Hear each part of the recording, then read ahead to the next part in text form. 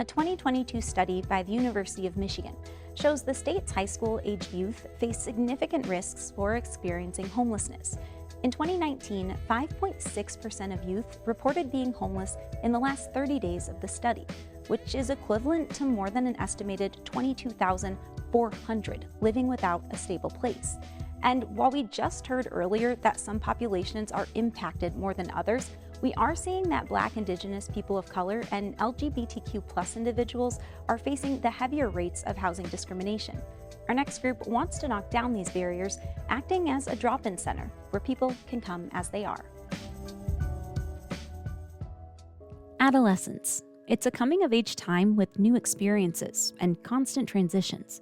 But for thousands of Michigan's youth 24 and under, it can be a time of isolation, struggle, and battle for support.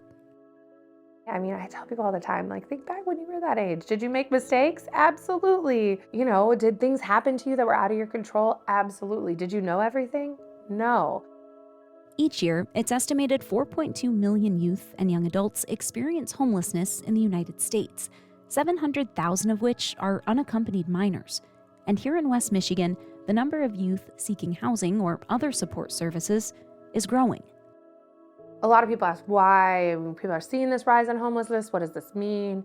It is a lot to do with the social and economic factors that are at play. So that compression in the housing market, almost everybody has felt at some level, whether you're trying to buy a home, sell a home, or rent, there's this compression. And so as rates rose and as the sale prices of homes went up so quickly, we had people at every single level unable to move to the next level. For our young people that we serve, who are generally under 30% of the area median income, that means that there's 0% vacancy actually right now for youth to be able to access housing. And on top of a housing crisis with crippling rises in rent, advocates say certain communities stand most vulnerable. So what we see here is really representative of community data. A high percentage of the youth we serve are going to be youth of color. That is a highly overrepresented population when we're looking at youth that we currently serve and youth who historically come from marginalized communities. We also tend to see a lot of youth who identify as queer.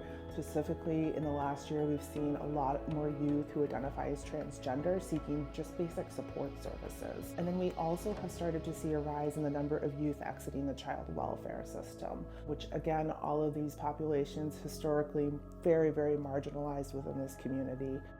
Amid Grand Rapids' established general shelters like Mel Trotter or Dégagé Ministries, AYA Youth Collective fits inside a specialized area, offering supports to individuals 14 through 24. We wanted to create just this affirming powerhouse, and so with that, we really felt that it was necessary to have like a collaborative and all-encompassing name. And so what we settled on was AYA, which stands for As You Are, which is extremely simple. It's how we want youth to enter our space. Our two biggest components are that we offer a drop-in space here in Grand Rapids, as well as a supportive housing program.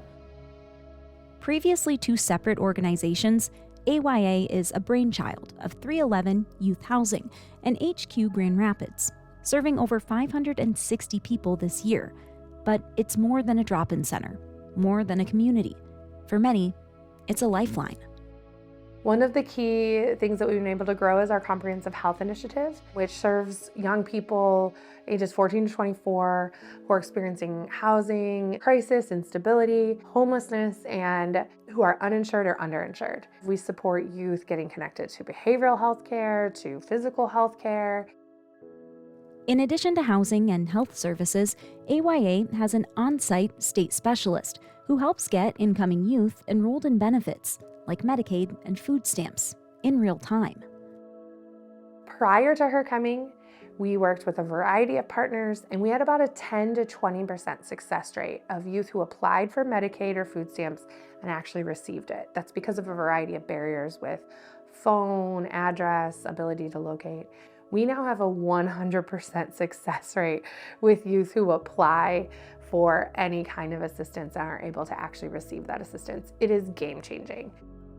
Much like its community members, AYA Youth Collective is in a state of transition itself, adding in 3 additional homes and contracting with community partners, and hopes to house upwards of 50 more people each year. It's also one of 5 organizations in the country to receive a grant implementing direct cash transfers to residents.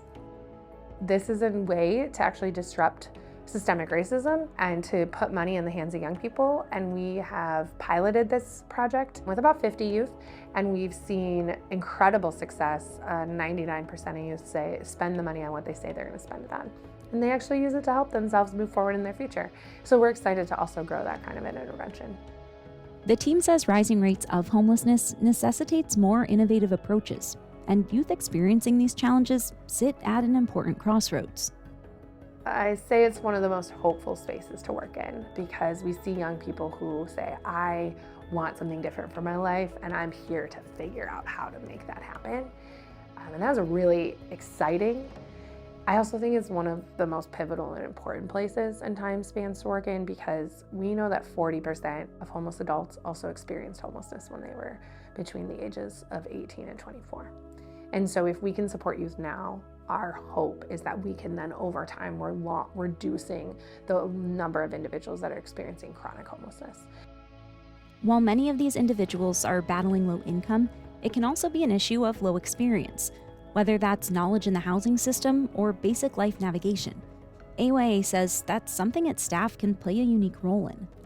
I actually came to AYA shortly after becoming sober. My very first interview, the first question they asked me was, how can we make this a safe space for you? And would you be willing to use your experience and your journey to guide other youth who might be looking into recovery support?